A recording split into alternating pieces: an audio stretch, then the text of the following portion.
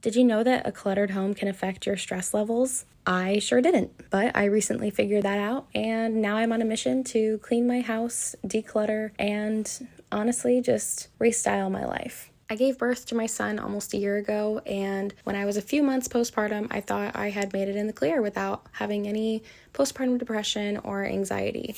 I quickly learned that that was not the case, and there was anxiety that I didn't recognize. I also realized that my mind was overwhelmed because of the amount of clutter in our house. There was so much going on, and I just felt overstimulated, so I decided to redecorate, and I started in one room, moved on to another room, and immediately I noticed a change in myself. Now, fast forward to today, there have been countless loads of donations to Goodwill and so much stuff that my husband and I have cleared out of our home. And I'm not stopping here. I'm sharing this journey with you, not just because it's fun to make videos and honestly a really great creative outlet for myself. I want to show other people having a messy home is normal. Having anxiety and stress is normal, no matter what the cause.